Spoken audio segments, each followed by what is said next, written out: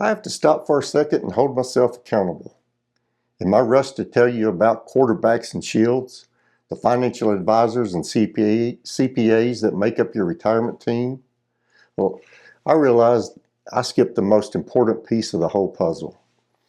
I think it's because, as an introvert, I tend to focus on the technical specs first.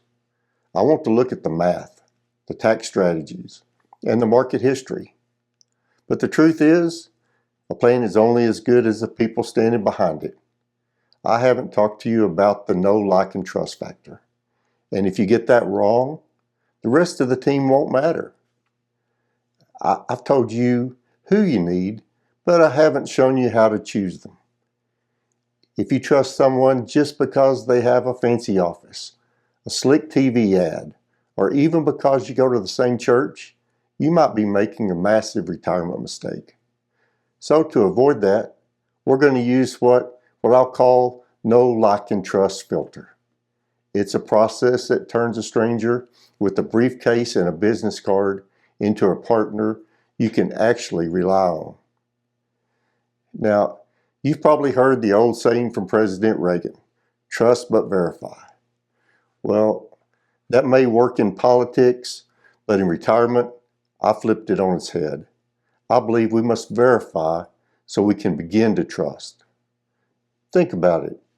As we get older, we might start to let our guard down a little. We want to be nice. We want to believe the best in people. But there are unscrupulous scoundrels out there. And that's not my word. That's just the reality of the world. My dad used to warn me that there are always people looking to steal the money you've worked hard to save. So let's walk through the 3 filters of the playbook. The first filter is know. This is the intellectual part of the process. This is the interview. This is where you find out if they have the education, the credentials, and the experience you're seeking. You need to know their investment philosophies, their retirement planning and tax strategies, their preferred method of communication. Now keep in mind, the really good advisors will begin asking you questions about many of these same topics. Good advisors, they seek out good clients. One question I remember was, what is your greatest fear regarding retirement? So come to the meeting prepared, be honest, and keep inquiring. Do they specialize in retirement? Or are they just general practitioners? Do they understand the retirement red zone, that 5 years before and after you stop working? Are they a fiduciary 100% of the time? Ask them about the Senior Safe Act. They'll be impressed and realize that you're really serious. This isn't a time to be shy. Ask the hard questions. If they get defensive when you ask about their fees or their track record, well, that's a signal. You're verifying their competence. You're getting to know their professional DNA. Once they pass the technical exam, then and only then do you move on to the next filter. The second filter, like. This is the one we introverts sometimes try to skip because we'd rather just look at the spreadsheets. But don't skip this. This is the cup of coffee test. You're going to be spending a lot of time with these people.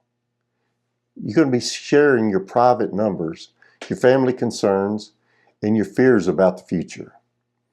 If you don't actually like the person, if they talk down to you, or they seem too salesy, you won't be honest with them. And if you're not honest with your advisor, the plan will fail. Listen to your gut.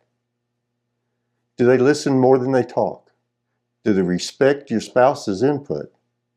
Anita and I usually go to these meetings together. And if an advisor only looked at me and ignored her, he'd be out. You have to like the way they do business.